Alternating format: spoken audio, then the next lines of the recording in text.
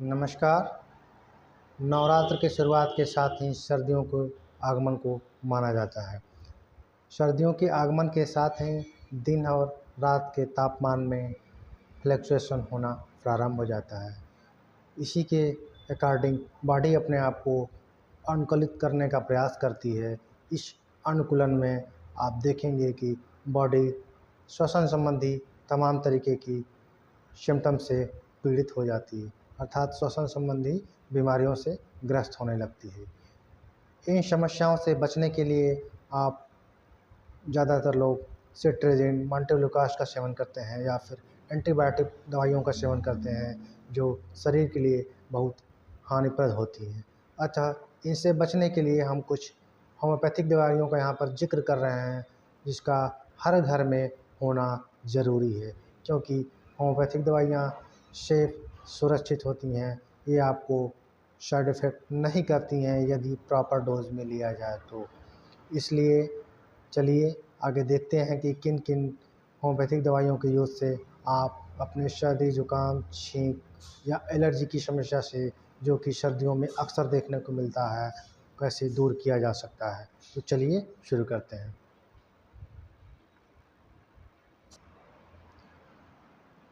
इस प्रकार के श्वसन संबंधी बीमारियों से बच्चे और बुज़ुर्ग लोग ज़्यादा प्रभावित होते हैं। अतः इनको बचाने के लिए जो हम होम्योपैथिक दवाई बता रहे हैं वो बहुत ही सेफ माने जाती हैं। तो पहली मेडिसिन बताने जा रहे हैं एकोनाइट 30 पोटेंसी। सर्दियों में इसका असर तब देखा जाता है जैसे ही बच्चा आपका सुबह होता है तो बाहर खेलने के लिए निकल जाता है, या बुज़ुर्ग लोग बाहर टहलने के लिए निकल जाते हैं और आते हैं तो पाते हैं कि वो सर्दी ज़ुकाम, छींक और बुखार से पीड़ित हो गए हैं।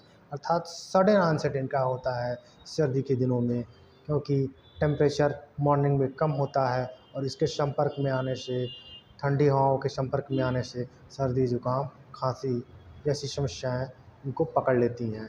यदि शुरुआत में ही एकोनाइट 30 की केवल 1 डोज दे दिया जाए तो पूरी तरीके से इस सिम्पटम्स को कवर किया जा सकता है। एकोनाइट सिम्पटम्स आने के आधे घंटे के अंदर यदि दे दिया जाता है तो यह पूरी तरीके से आपके सर्दी ज़ुकाम, छींक, हेडेक, फीवर जैसी समस्या को कवर कर लेता है। यदि यह समय निकल जाता है तो अब अगली जो मेडिसिन दी जाती है वह है बेलाडोना 30 पोटेंसी। बेलाडोना के कुछ ख़ास सिम्पटम्स हैं। यदि ये सिम्पटम्स आपके बच्चे या बुज़ुर्ग लोगों में या फिर जवान लोगों में ही देखने को मिलता है तो आप बेलाडोना का सेवन कर सकते हैं।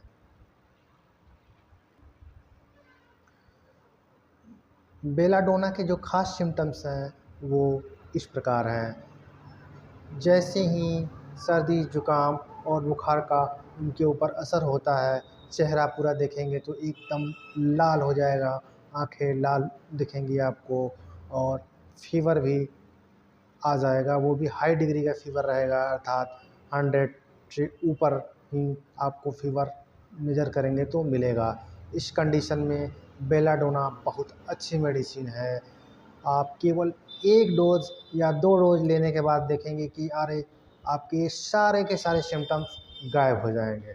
आप बहुत तेज़ी से क्योर की तरफ बढ़ेंगे।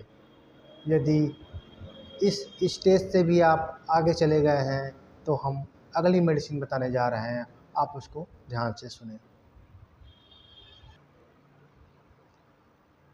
एकोनाइट और बेलाडोना का समय बीतने के बाद, अर्थात आप सर्दी ज़ुकाम से पीड़ित हो चुके हैं और यह समय जो है आपका लगभग 1 दिन बीत चुका है, 2 दिन बीत चुका है, उसके बाद आपको मेडिसिन की ज़रूरत पड़ती है। तो यहाँ पर पहली मेडिसिन आर्सेनिक एल्बम आती है। आर्सेनिक एल्बम के कुछ ख़ास सिम्पटम्स हैं। यदि आपको ये देखने को मिले तो आप आर्सेनिक एल्बम का सेवन कर सकते हैं। तो आर्सेनिक एल्बम के जो ख़ास सिम्पटम्स हैं वो हैं, ज़्यादातर छींक आएगा आपको, छींक के साथ में नाक से पानी भी निकलेगा और शरीर में पूरी तरीके से बेचैनी रहेगी, मन से आप पूरी तरीके से बेचैन रहेंगे, एंग्जाइटी से आप पीड़ित रहेंगे। आपको किसी भी कंडीशन में कहीं पर आराम नहीं मिलेगा। यदि आप हल्का सा गुनगुना पानी पीते हैं तो आपको आराम मिलता है। यदि ये सिम्पटम्स हैं तो आप आर्सेनिक का सेवन कर सकते हैं, लेकिन प्रॉपर डोज़ का बहुत मायने होता है। यदि डोज़ में कोई गड़बड़ी होती है तो होम्योपैथी काम नहीं करती है, या लोग ब्लेम करेंगे कि होम्योपैथी काम नहीं करती है।